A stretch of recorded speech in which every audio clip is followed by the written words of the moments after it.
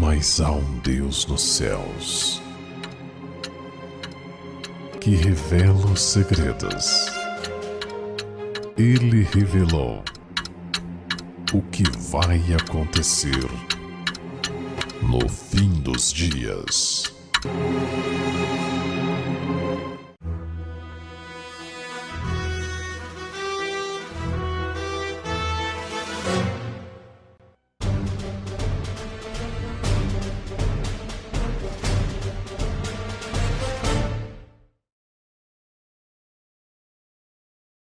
Pérolas escondidas, trombetas sobre o fim do mundo.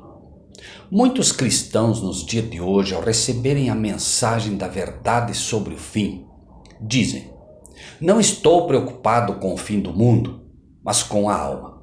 Vocês deveriam evangelizar ao invés de ficar falando do fim do mundo, de destruição, do apocalipse, etc, etc. Noé, instruído por Deus, pregou por 120 anos a destruição do mundo. Qual era o objetivo de Deus ao usar Noé para pregar a destruição? Fazer com que o povo se preparasse. É triste ver que aqueles mesmos que se dizem cristãos pensem que isto realmente não tem importância. Noé foi fiel ao seu chamado e foi chamado de louco, fanático, extremista.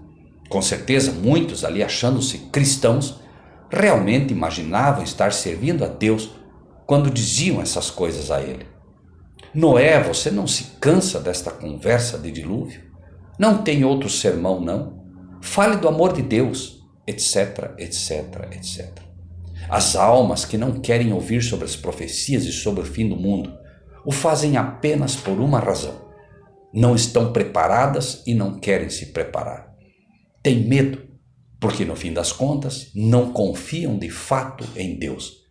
Preferem fechar os olhos e os ouvidos para a verdade, mas para acalmar a sua consciência, buscam desculpas, do tipo, fale do amor de Deus, como se o amor de Deus não fosse o que levou Noé a avisar as pessoas do fim do mundo da época.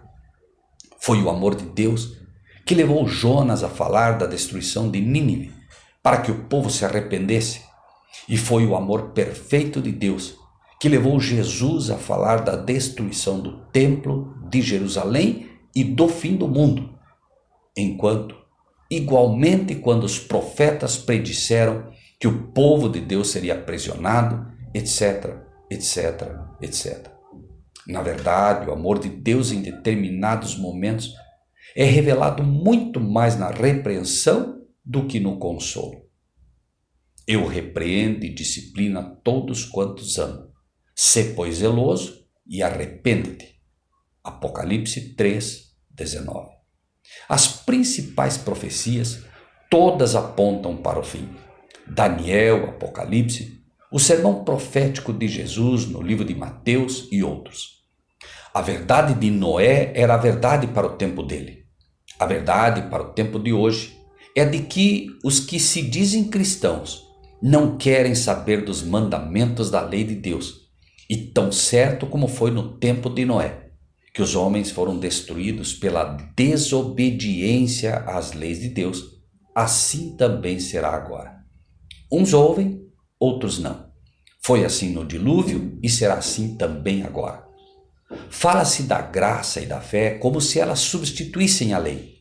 Mas é somente pela graça e pela fé que podemos ser obedientes a Deus e à sua lei. De um modo geral, os líderes religiosos embalam os chamados cristãos nas igrejas com falsos milagres e cultos movidos pela ganância e o sentimentalismo, enquanto o povo completamente desinformado não tem a chance de se preparar. Sermões bonitos do amor de Deus, que não passa de um amor sentimental e humano, porque é isso que o povo quer ouvir. Deus sabia que isso ia acontecer no nosso tempo e nos deu a profecia de Isaías que se cumpre diante de nossos olhos, que dizem aos videntes: não vejais, e aos profetas: não profetizei para nós o que é reto. Dizei-nos coisas agradáveis e vede para nós enganos. Isaías 30, 10. Somente pode se preparar aquele que sabe o que aguardar quanto ao futuro. Não desprezeis as profecias. 1 Tessalonicenses 5:20. Não havendo profecia, o povo perece. Provérbios 29:18. Todos nós temos dois tipos de médicos a escolher. O bonzinho, que vê que você está com um câncer mortal ou a lepra do pecado e te diz que tudo está sob controle. Te receita comprimidos para te anestesiar e te manda para casa para morrer sem que você tenha a chance de lutar. Esse é o médico bonzinho. E temos o médico justo, que te mostra a realidade da tua situação. Se necessário, te rejeita injeções e tratamentos doloridos. Solicita que você abandone uma série de coisas que você gosta, mas luta por tua vida e te dá a chance de lutar também. Que tipo de médico cremos que Jesus é? O bonzinho ou o justo? De um lado, pastores com seus sermões de prosperidade e fábulas aprazíveis. Do outro, os que dizem o que Deus mandou dizer. E sobre os homens caiu do céu uma grande saraiva, pedras do peso de um talento. E os homens blasfemaram de Deus por causa da praga da saraiva, porque a sua praga era muito grande. Apocalipse 16:21.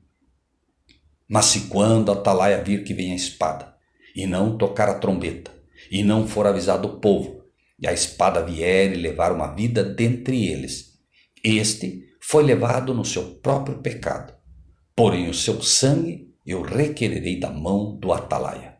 Ezequiel 33:6. Estamos tocando a trombeta. É a nossa missão. Não podemos fugir dela porque não queremos seu sangue em nossas mãos. E por quê? Mas tu lhes dirás as minhas palavras. Quer ouçam, quer deixem de ouvir, pois são rebeldes. Ezequiel 2:7. Deus está dizendo: estejam preparados, estejam informados. O Filho de Deus está vindo. Pense nisso e que Deus seja contigo.